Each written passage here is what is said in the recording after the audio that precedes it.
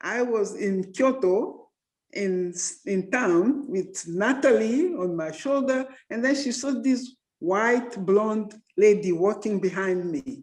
And then she screamed, she said, Mama, gaijin, gaijin. She's telling me there's a gaijin.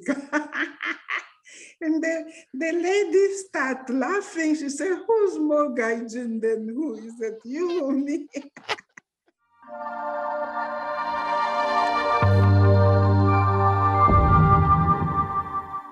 Hey guys, what's up? Ranza here. This is part 2 of a 2-part interview.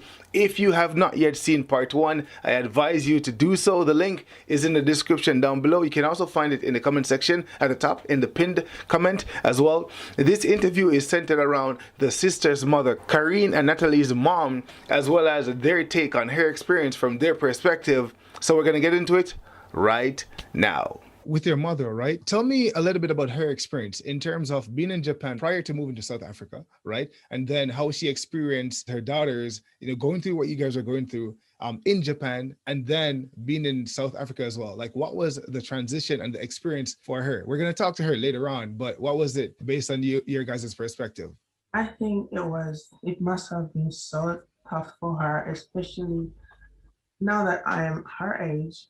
Well, a bit older than she was, but the age that she was when she came to Japan, and imagining how it could have been like 20, 30 years ago when there was no internet and so on. Like now we can buy clothes online, but back then there was no internet. And in Japan, a woman of our size is just super sized. Like you won't find clothes that fit us, so everything we'll have to buy online. Yeah. But then back in the days, there was no internet shopping, and she had to learn how to sew because otherwise she couldn't find any clothes her size, especially the pants and so on. So yeah, coming from Africa, she followed her husband because at first he said he was only coming for 1 year. So she said, okay, she will wait. But then after he graduated and found a job or something, he said, I think he's going to stay in Japan. Then she had to follow him with me and not speaking any word, not being able to read. Back now they show Japanese and English signage on the street and so on, but back in the days there was only Japanese. It was very hard, and I was a baby, but then I used to watch Japanese television, and that's how I learned how to speak Japanese, watching TV at home, like from the time I was a baby until about 3 years old, and then I started going to kindergarten. So during those times, that's how I learned how to speak Japanese, by watching Japanese television, and that is how my mother learned how to speak a little bit of Japanese, is by me telling her, pointing an apple, say lingo or whatever, and so on and so on. So I was her translator also during that time. Yeah. It must have been very tough for her. Yeah, it must have been very tough for her because when I came back as a student, I've only lived in Japan as a kid. We've always visited again, but not lived. So when I came back as a student, and I noticed how much it was easier for me to go around places. And I asked myself, what is the difference between when we were younger and my mom literally had to be on the phone asking people for direction, as in, okay, at what line, what station, and actually write the whole trip itinerary of our trip down before we went out. And I was like, what made things so difficult? And that's when I remembered that nothing was written in alphabet like it is now. So everything is written in kanji. And, being a foreigner in those days where people were scared of foreigners, so she couldn't ask for help because even when you did ask for help, people used to run away sometimes. So she was stuck to having to figure out everything before she left the house. And especially when my sister became older, she continued her job as a translator for my mom. So when we were moving as a group, it was easier because my sister could read. But I remember I was not the best readers when I was younger. So we used to struggle when it was just the two of us. So when I thought about how it must have been for her back then, moving to a country where you have no friends and family, having a degree which is worthless now that you can't get a job based on it. So, and keeping in mind, getting a degree in Africa is like, passing through an eye of a needle. It's very, very difficult, especially those days. They made it difficult for a reason, right? So, so having gone through that, graduated, only to be stuck at home, not being able to do anything herself most of the time, I am so sure it must have been beyond stressful and frustrating for her. And if we felt certain limits as a kid, I'm sure that was more than doubled as an adult who could have been able to, but could not because of the language barrier or the cultural barrier that she faced. What about your father at the time? He was very busy at the time? Yeah, he was very busy. He was teaching, he was a very active researcher. So he was also presenting, and not just presenting locally, but internationally. So, many fathers are home during the weekends, but my father was like, this weekend in Osaka, the next weekend in Australia, this other weekend he's in Philippines. He was everywhere. And every time there was a student, his student who was also presenting their research, he would go with them. He went to Alaska. Like, he was basically like, he was very, very busy. Not to say that he didn't make time for us, because he did. And the time that we spent together, he made sure it's special because he knew it was limited. But the day-to-day of living, he really was stuck in his research lab. And I think for that reason, my mom had to play a big role in the parenting side, and being limited as she was, I am so sure it was very difficult. Like, for example, you get a letter from the school, like the parents need to sign for permission or something like that for an outing, but you can't read it. Are you going to sign something you can't read? Are you going to just sign trusting that it doesn't say something funky? Or are you going to wait until maybe my dad comes back 11 midnight and he's going to read the parents' slip for her? Things like that we don't take into account in the day-to-day running of a family, and how it impacts you when you are basically reduced to being an illiterate to some sort. So I think that was a huge knock for her. And I remember when I was struggling with my homework, my Japanese kokugo homework, and I asked my mom for help, and she said, sorry, mom can't help you, And I remember she said that with tears in her eyes, and I'm sure looking back, I understand where that was coming from. But those days were like, why can't you help me? Why don't you want to help me? But like, she literally could not help me. And I think, it must have been tough. So was your father known in Japan, across Japan, as a Black, I guess, geophysicist? Was he known across the country for the work he did? In his field. In his field, yes, to the point where he got honorary, I don't know the exact title, but he got an honorary professorship. Like, he is a fully qualified professor. Like, they're very strict in Japan in terms of going up the ranks. And then he even got an honorary award for doing that.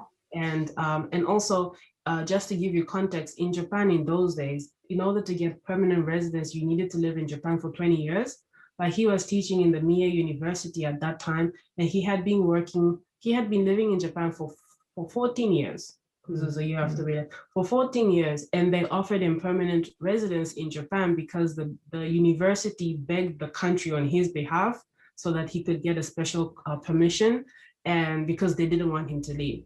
So he was very respected in his field and known, and especially for the big universities that he taught for. His name is basically everywhere. Okay. And you said the final university. So first of all, my condolences, because you told me that your father passed 5 years ago. So I'm sorry about that. So you said Kyoto University was the last university that he taught at, lectured at before, right? Yeah. So tell me about your mother. So in South Africa, so based on the challenges that she faced in Japan, my assumption is that in South Africa, most of those challenges went away? Yeah, because she spoke English, and she was my English teacher after school. Karine had her tutor, I had my mom, and I think we got to see my mom in a different light when we moved to South Africa, because she was able to do all these things that she couldn't do in Japan, like getting a driver's license, getting the apartment we were living in renovated, and things like that. Like I got to see her become very proactive in many things in life. And I think it's like, because now she had the freedom to do so because she didn't have the language or the cultural barrier, you know? So guys, we're joined right now by Mama Betty, right? She is the mother of Corinne and Natalie. So we're going to get into her story right now. We're going to ask her perspective, her experience. What was it like living in Japan back in 1982 and onwards? So Mama Betty, thanks for coming on. Yes, pleased to be with you, and thank you for having me. No problem. So I want you to tell me about your experience. Like, what was it like in Japan back in 1982? What was it like in your own words? So I got in Japan in 1982. So, and landed in Kyoto. And then Kyoto is like traditionally Japanese, right? So got there, I didn't even speak English then. Okay. So I spoke French only. So now you've got everything was written in Japanese only. No alphabet word, nowhere. Okay. So yeah, for 3 months I couldn't go out. First of all, it was in December, middle of winter, my first experience with winter. And then second, couldn't speak the language, so couldn't read. So I couldn't even go out of the apartment for 3 months. Wow. Wow. So what did you tell your husband back then when you were in the apartment and, you know, it was cold, you were struggling with the language? Like, what were your conversations like with your husband? So he left the apartment like early morning because he just finished his Japanese language school and started at Kyoto University. So he's still struggling with his Japanese and his study too. So he will leave very early before 7 and come back very late at night.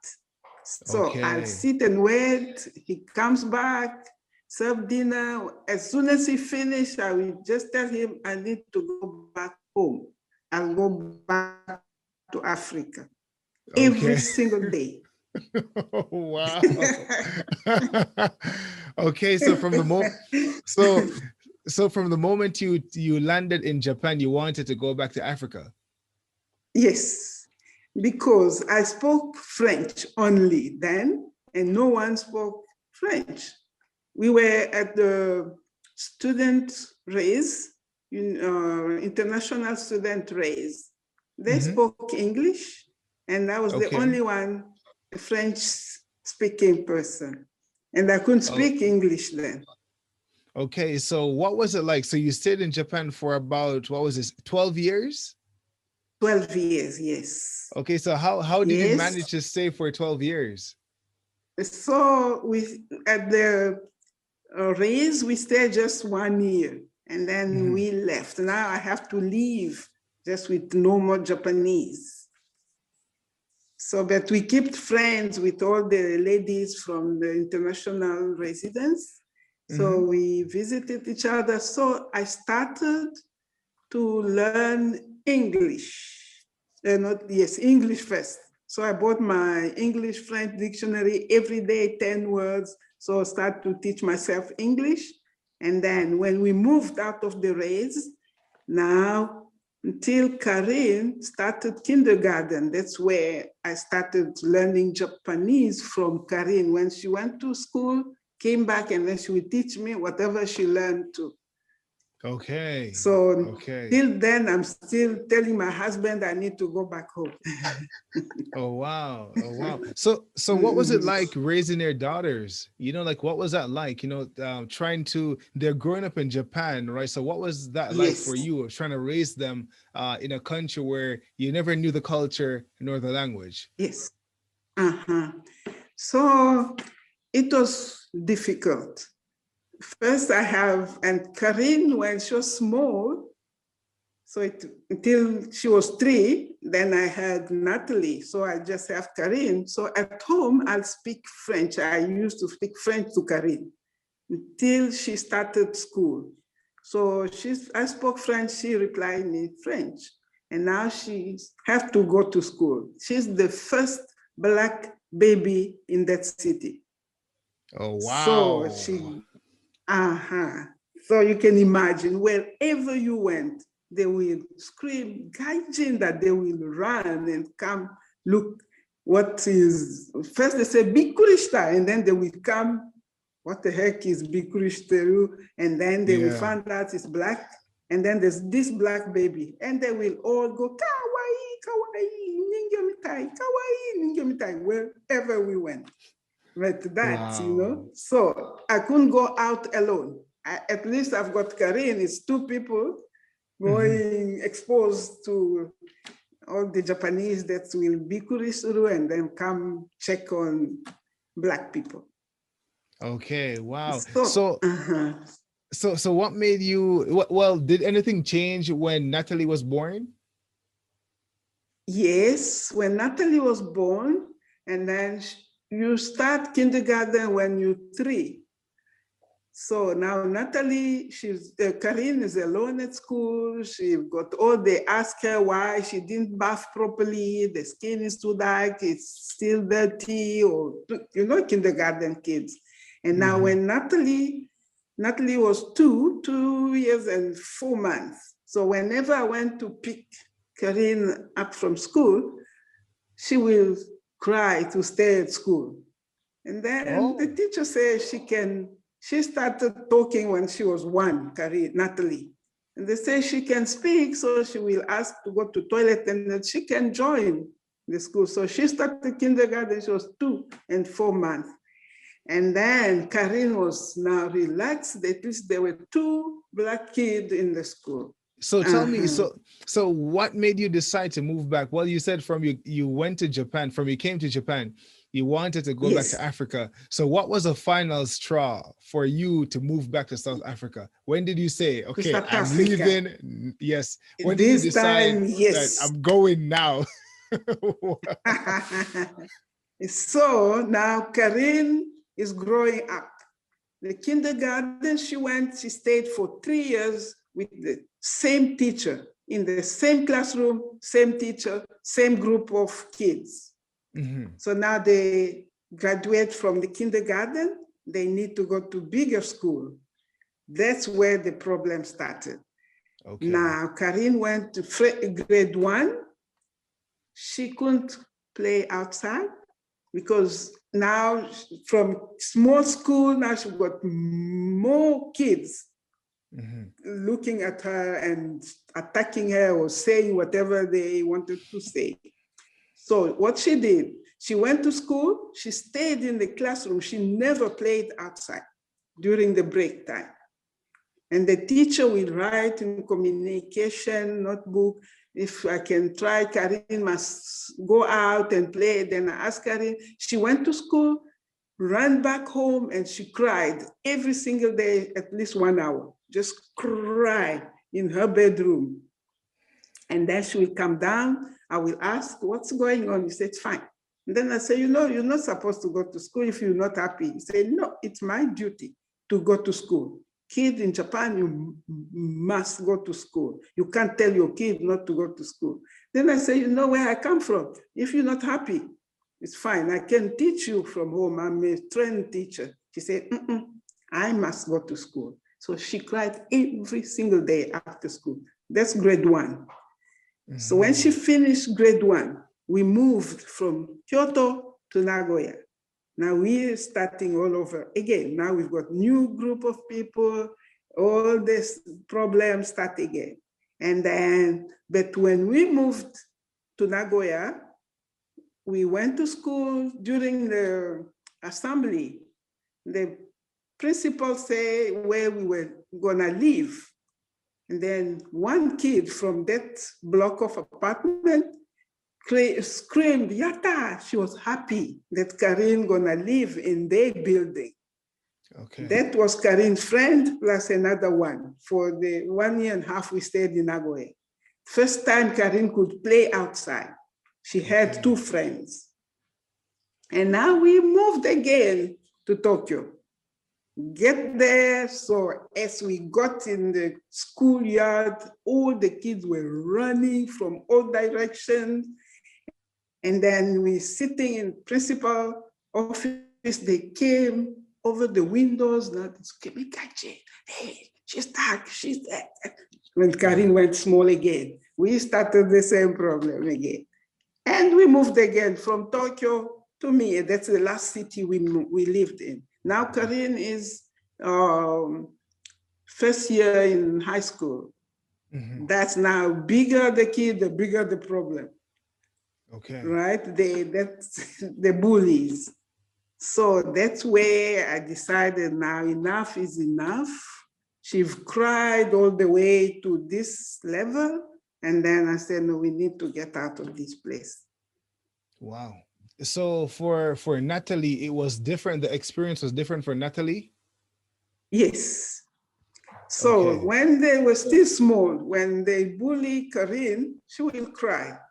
Natalie, first time she went to school, she came back, she said, you know what, they're calling me Gaijin. And then I said, what did you say? I told them I'm not Gaijin. I never been a Gaikoku. I never been in another country, born here, so I'm not Gaijin. And then I asked her, are you Gaijin? She said, no. So I said, are you Japanese? She said, no. I said, okay. She was 3 then. Waited. She never had problem. When Karin will cry, she will tell Karin, why are you crying? If they say something to you, just go like that. Don't cry, just do that and ignore them. But not Karin. So she will fight. If they say Gaijin, she will tell you, I'm not Gaijin. I never been in Gaikoku. And then that's it. But Karin was another story. So you feel, do you think that being able to stand up for yourself helps a lot? Yes, a lot. Okay. Which when we moved out of Japan, so when we came here, now they built that confident that they find people who were like them. And then when if they go back to Japan, they could stand for themselves because they were just normal. They found out they were just normal, like people in Africa, first time they came and that. So now living here, and I made sure we spoke Japanese at home, so they could keep the Japanese. As I spoke French in Japan, because when they started school, it's like shifted from Japanese slowly, from French to Japanese, and then became completely Japanese. But I kept speaking French. So when we came here now, I say, we speak Japanese at home. You will know English and keep your English, but Japanese, we won't forget it, what I did. Okay. So if you want to go back, live in Japan, at least you will have your Japanese. Okay, so how different was your experience in South Africa versus Japan? I'm assuming that you preferred South Africa. Yes, I prefer South Africa. First of all, Cape Town is, I think, is among the most beautiful places on earth. It is beautiful.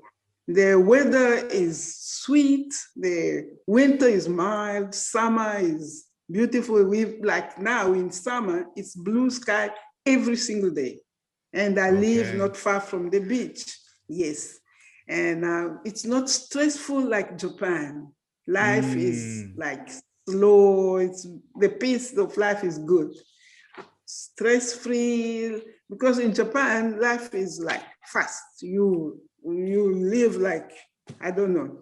What I say to Karin and Natalie, I know in Japan, you live to work. As here, we work to live. They don't enjoy really the life there. Okay, so that's it. Is that the reason why you remained in Cape Town, because of the blue skies? You're like, listen, y'all can go back to Japan, but I'm staying. Yes. Yes. Okay. But I'd like to come and visit Japan, but not live in Japan. No, I won't. I don't know if I will make it, yes. But visit Japan, fine. Do you have any advice for parents who may find themselves in the position that you were in back in 1982? Any advice that you can, impart to those parents? When I went to Japan, things were completely different than now. Whenever I come back to Japan, I find that things have changed a lot. There's many foreigners and many Black, at least. And I remember just one thing. I was in Kyoto, in town, with Natalie on my shoulder, and then she saw this white blonde lady walking behind me. And then she screamed, she said, "Mama, gaijin, gaijin." She's telling me there's a gaijin. And the lady started laughing. She said, "Who's more gaijin than who?" He said, "You or me." So for now, there's so many gaijin now. I think things have changed, and even Japanese, they are now exposed to meet gaijin even in schools, because I had a niece in Yokohama. They were like with Japanese, and then they never went through what Karine went through. So this, but if you've got your kids in Japan, I think first thing you learn a bit of Japanese, because Japanese people, they won't come to you if you don't speak Japanese. When you can express yourself in Japanese, then you can make more friends. And then I think life will be easier if you speak a bit of Japanese. What about for your children? Like, so if someone has kids, right, what can they do maybe to make the experience a little bit better? As you said, Japan has changed since 1982 up to this point. But is there anything that you think that the parent could do, or parents could do, to make the experience of their children better if they're Black in Japan? What I've noticed, even Japanese kids, they easily make friends now. They come to foreigners than before. That's why I say it's easier now. So I don't think parents will be having problem, and there's so many kids now, they're learning English, so they like to practice with foreign kids.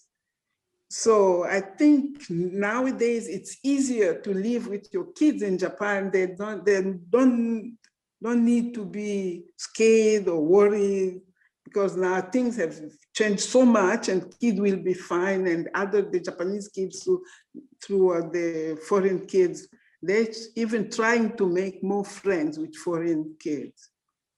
Okay, so no need to worry. Okay, so when you think about your life, right?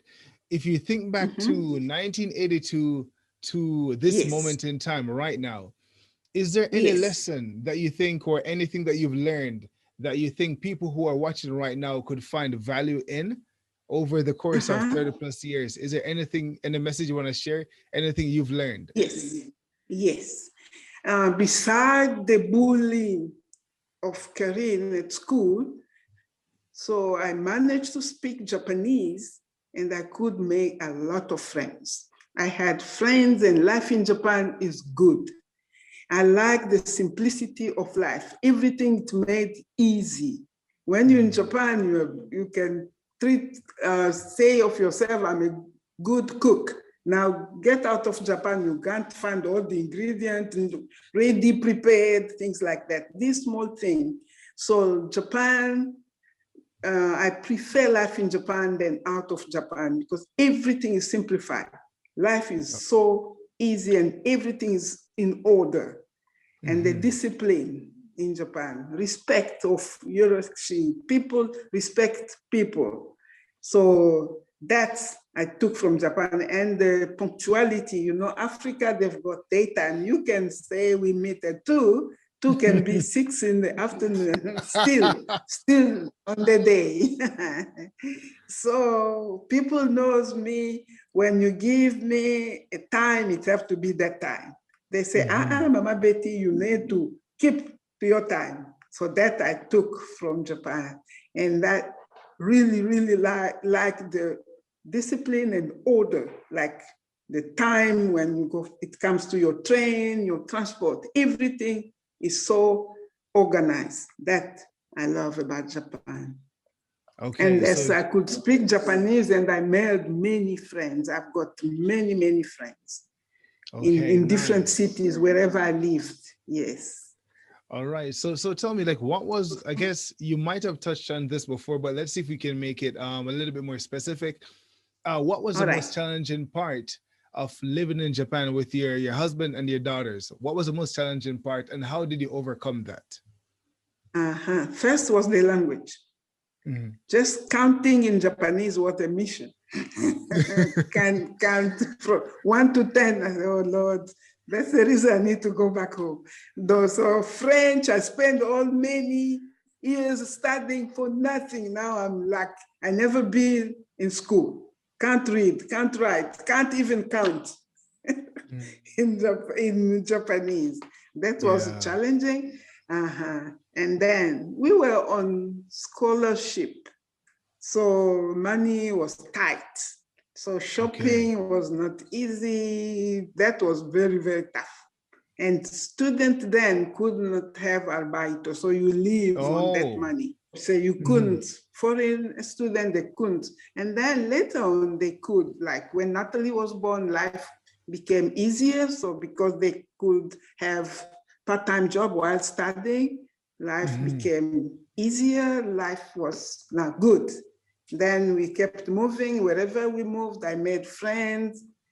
That was, I appreciate all my friends and that part of life in Japan. Okay, all right. So right now, your daughters are in Japan. They've been here for quite a while.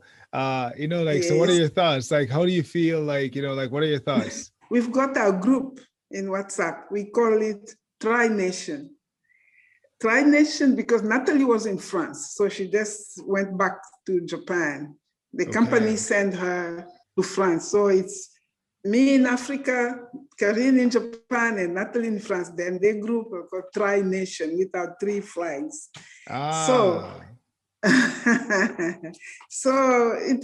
we find, thanks to technology, it's like we together every day on WhatsApp call for hours when they're free, when they finish work. So I'm so happy they're there because the country they know before knowing Africa. So they're so good living in Japan. For them, it's easier than living in Africa. So when they finish studying in Cape Town, they say, I think we're going back to Japan. I say, fine.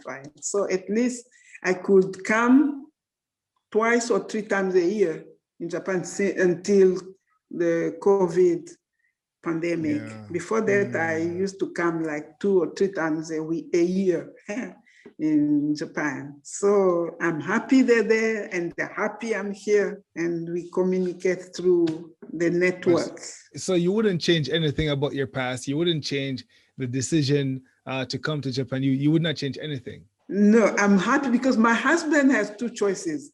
Going to Belgium, because Congo was colonized by Belgium.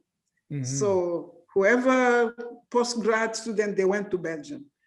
And he was not so happy. He said, everybody's in Belgium. He wanted something different. That's why he picked Japan. And the deal was he gonna go for 1 year. I stay in Africa, wait until he finished his master's degree and come back. He lied to me.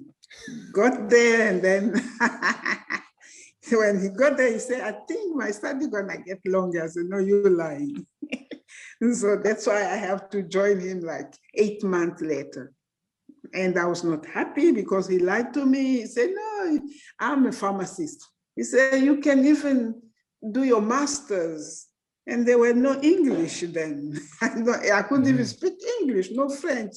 In which language will I do my master's? Yes. Okay, so anything else you'd like to share? My experience in Japan, I speak to people about Japan. There were that bullying part, which is really, really bad. You won't wish bullying on any kid, on someone's kid, no ways. So I spoke in school. They invited me in different schools before I came. I moved to South Africa. I went to speak in schools explaining, because my daughter is living this, because some parents, they think it's just not a big deal. because they're not in that side unless you decide where you're born. So I spoke to parents then until the time I left Japan. But I'm glad my husband landed in Japan, not in Belgium. And then it gives me the chance to speak the language, which is when you get a new language, it's like enrich your life. So, and the life, I studied so much, learned a lot, living in Japan. It's a completely different culture to Africa, for example, even Europe. They're completely different. And so now have lived in Japan, I can live anywhere. I will survive. I will survive. Amen. Indeed, indeed. All right, Mama Betty, it was a pleasure. Thank you so much, for coming on. Thank you too. Thank you very much for having me. Thank you very much. And I'm so glad meeting you, speaking to you in person. I've seen your videos and I usually check Black living in Japan. And then when they share the story, I say, I know, I understand. Yeah. Yes. Nice. I'll visit South Africa one day, like for sure. I'll go to Cape Please. Town. And if I'm going to Cape Town, I'll let you know. Please do so. You know, I came here, fell in love with Cape Town. I can't leave Cape Town. Wow. I'm telling you. So please do so when you feel like coming. Let me know. I will. Let me know. Well, Mama Betty, thank you so much. And take care. Okay, thank you very much for having me, and thank you. God bless you, and all the best. All right, God bless you too. Take care.